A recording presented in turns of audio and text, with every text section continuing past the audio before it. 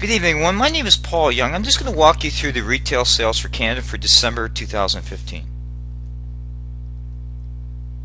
Now, my agenda will be a look at the overview of the trends. I'll talk some of the issues facing it. I'll talk about the Consumer Price Index, which measures the core rate of inflation, and I'll talk a little bit about the overall trends themselves in a little bit more specific details from this segment, as well as the provincial spending.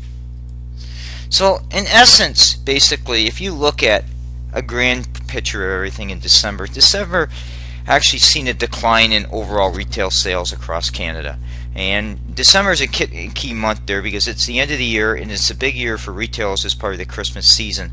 So see a drop in December, that's kind of concerning to people, and that's something we should be looking at in terms of what's going on in terms of the volumes. It's something that's worth watching because it kind of measures kind of the sluggish nature of the economy right now, and that's something that people need to bear in mind as they're looking at.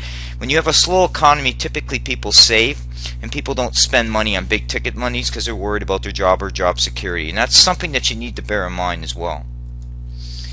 What are some of the issues facing retail sales? Well, we're in a period of low Canadian dollar, which impacts a lot of consumer products, food stuff, electronics, because a lot of that stuff is imported in from countries like China, the US, and different countries. That impacts the overall cost, and that impacts the household budget, so you're going to see that. As I mentioned before, we got a slow economy, and it's not going to improve any time sooner because global growth is not predicted to grow more than on average about 3% this year.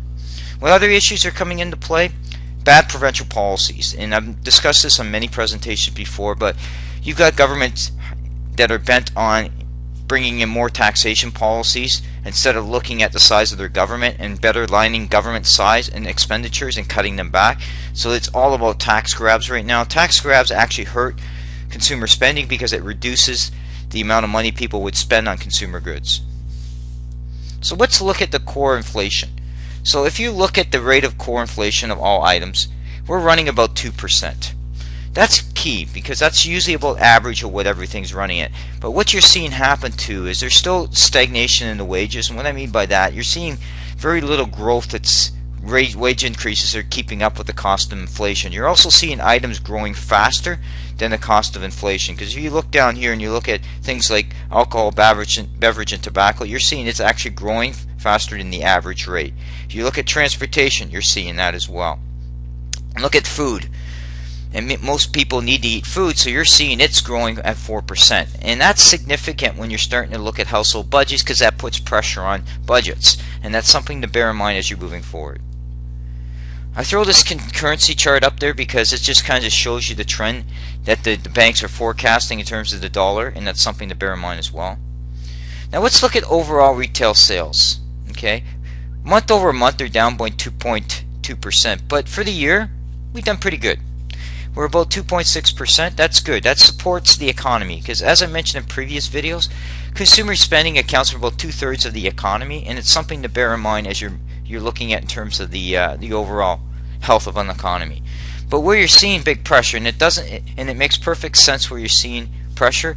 Alberta's seen a drop in retail sales. Well, they're in a deep economic hole due to the falling prices of oil. But what's interesting here, if you look at Saskatchewan, it actually is basically flat. So Saskatchewan has an impact of oil, but the price impact of oil in Saskatchewan hasn't been as bad as Alberta. And if you look at Newfoundland, which is another province too that's dependent on that, you're seeing a 4.4% drop in retail sales. And some of that too is a couple things. Is once the oil prices have dropped, also Newfoundland has a lot of people that have left the oil sector, have gone home to Newfoundland because there's no work. Now look at what you're seeing here. Overall, we're 2.6%. But where you're seeing the biggest growth in retail sales is in the big ticket items, which is vehicle sales.